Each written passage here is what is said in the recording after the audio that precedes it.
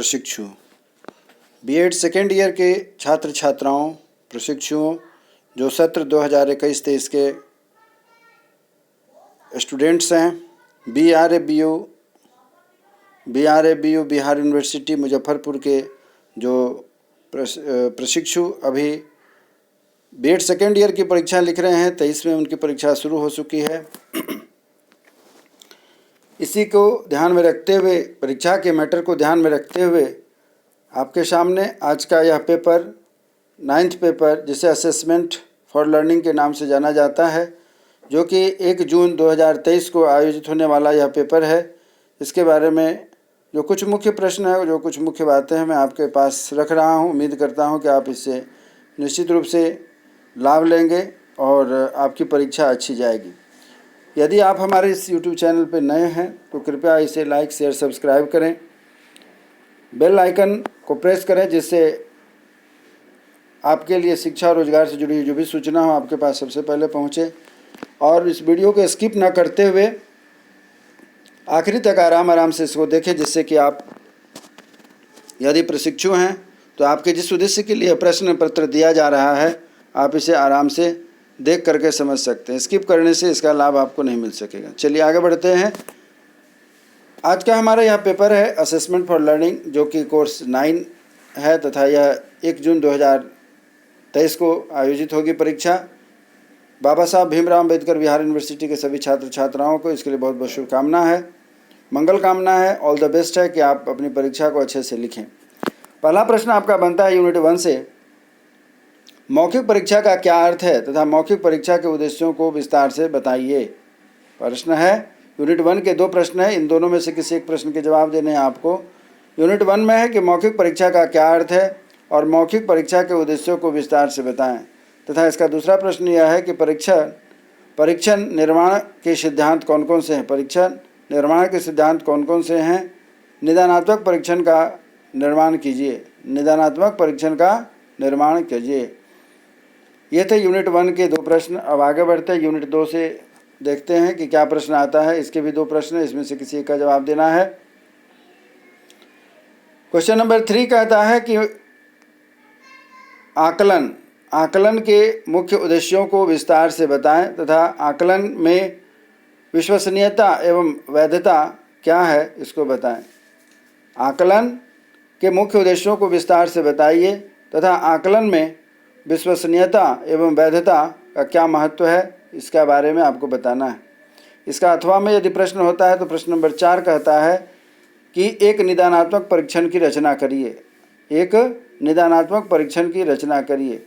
यह कैसे होगा निदानात्मक परीक्षण, इसके बारे में आपको बताना है। तो यह आपने देखा कि यूनिट 2 से 2 प्रश्न हैं, प्रश्न नंबर 3 और प्रश्न नंबर 4। अब हम लोग आगे बढ़ते हैं। यूनिट नंबर 3 में देखते हैं कि 2 प्रश्न इसमें भी दिए गए हैं। कौन कौन से महत्वपूर्ण प्रश्न हैं जो कि आपकी परीक्षा में अच्छे अंक दिला सकते हैं। 5वां प्रश्न है, प्रमाणीकृत एवं अध्यापक निर्मित परीक्षाओं में अंतर बताएं।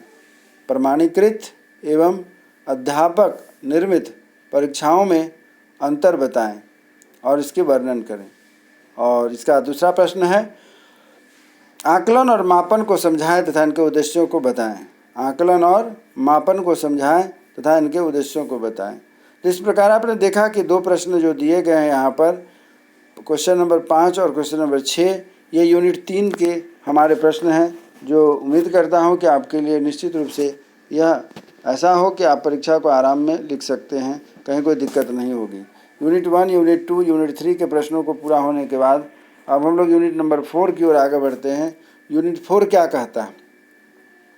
यूनिट 4 प्रश्न यह है, पहला नंबर अर्थात क्वेश्चन नंबर 7, कि बहुलक की परिभाषा दीजिए। बहुलक की परिभाषा दीजिए तथा व्यवस्थित प्रदत्तों से बहुलक की गणना कैसे कीजिएगा। प्रश्न फिर से रिपीट करता हूँ, बहुलक की परिभाषा दीजिए तथा व्यवस्थित प्रदत्तों से बहुलक नहीं है, बहुलांक की गणना कैसे करेंगे। इस बात का ध्यान रखिएगा।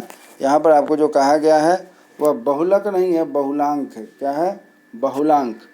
यहाँ पर आपको क्या करना है? बहुलांक की गणना करना है। बहुलक के नहीं, बहुलांक पड़ेगा। फिर से रिपीट करता हूँ, बहुलक की परिभाषा दीजिए तथा व्यवस्थित प्रदत्तों से बहुलांक की गणना कैसे करेंगे। इसका दूसरा प्रश्न है अथवा में कि मापन के स्तर से आप क्या समझते हैं। मापन के स्तर से आप क्या समझते हैं, इसके विभिन्न प्रकारों का वर्णन करें। इसके विभिन्न प्रकारों का वर्णन करें। फिर से रिपीट करता हूँ, मापन के स्तर से आप क्या समझते हैं, इसके विभिन्न प्रकारों का वर्णन करें। तो ये थे प्रश्न नंबर 7 और 8 जो कि यूनिट 4 से बिलोंग करते हैं। अब यूनिट 5 की ओर हम लोग बढ़ते हैं। यूनिट 5 में थोड़ा सा लेंदी प्रश्न बन रहा है, आप ध्यान से देखिएगा, तैयारी अच्छे से करिएगा।